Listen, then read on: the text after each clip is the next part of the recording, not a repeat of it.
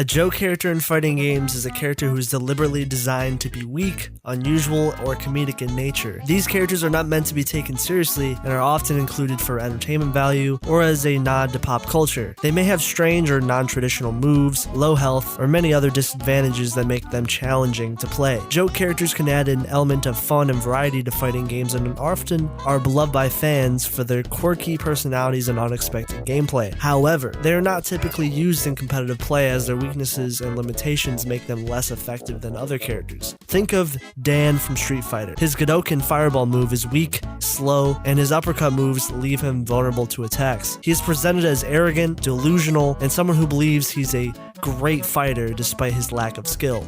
Despite his status as a joke character, Dan has a dedicated fan base and has appeared in many Street Fighter games and spin-offs. He's often seen as fun and entertaining to play, but with a humorous personality and moveset that make him memorable. It's interesting to see the amount of fans that really love this style of character, even though they're not necessarily that good in competitive play. Now here's something you guys should know. Super Smash Bros. Had their own set of joke characters. You could say the very first joke character was actually Jigglypuff, all the way back during Smash 64. Her moveset was meant to be weak on paper, and oh my god, what the hell is this attack? And that was actually my reaction when seeing Jigglypuff do a rest for the first time, as I thought my friend was honestly hacking the game. There's no way Puff could do that.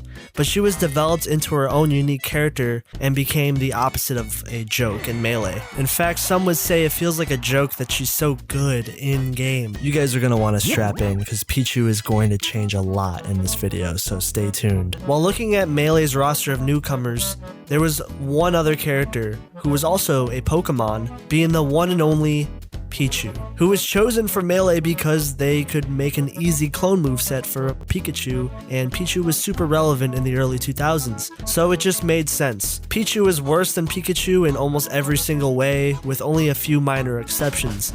Even Sakurai stated in interviews that Pichu was designed to be the actual worst character in the game. He states, "Compared to Jigglypuff, who was technically the weakest character last time, but was quite potent in the right hands, Pichu has physical weaknesses that shock itself and take damage when performing attacks that involve electricity. Its weight is the lightest among all the characters too, and overall its attacks are not powerful either. To put it in any other way, if you win with this character, you look really cool. If you see some brave warriors using this character in high-level tournament matches, please applaud them." What's actually funny is while Pichu was designed to be the worst character in the game, that didn't end up actually being reality. While Pichu is bottom 5, it goes to show how lopsided Melee's tier list is. There's characters actually worse than the actual joke character of the game. Pichu is the only character in Melee where a majority of their moves deal self-damage to them. In fact, if Pichu does an electric attack, Pichu will gain percent.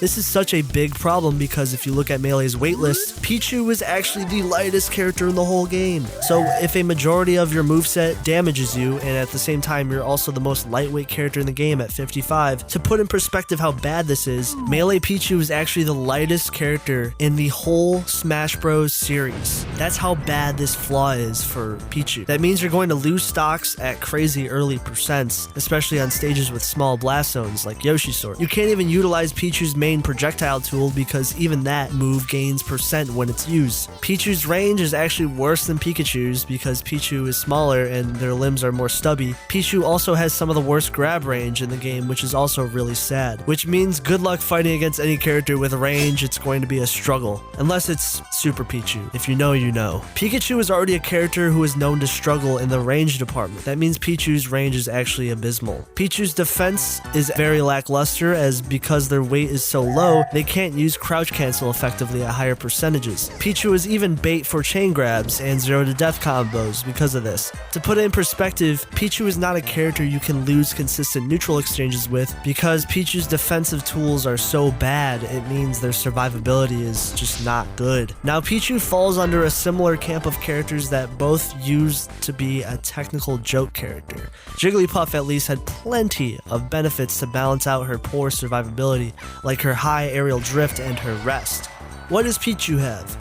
Actually not much. Pichu's positives are minor compared to the laundry list of flaws. The one benefit that Pichu has over Pikachu is this move right here. It's gnar. It comes out really fast, it has a decent amount of knockback, and compared to Pichu's other moves, it's actually pretty strong. It's actually better than Pikachu's gnar, and since it's more powerful, it's more useful than Pichu's own smash attacks, which is kind of funny, because it pretty much does everything for them. It's a juggling tool, KO tool, it doesn't do recoil damage, which is actually pretty nice. Pichu can do chain grabs on flat stages like Final Destination, where Pichu can chain grab characters like Fox and Falco with their up throw. Up smash and forward smash can KO around 70 to 80%, which is actually not that bad. And Pichu has some decent juggling tools like up air, because Pichu doesn't get Pikachu's amazing up air hitbox, which is actually Pikachu's best tool. So that means Pichu edgeguarding off stage is going to be worse than Pikachu. The best tool that Pichu has in their whole kit is if you hold crouch. Jokes aside,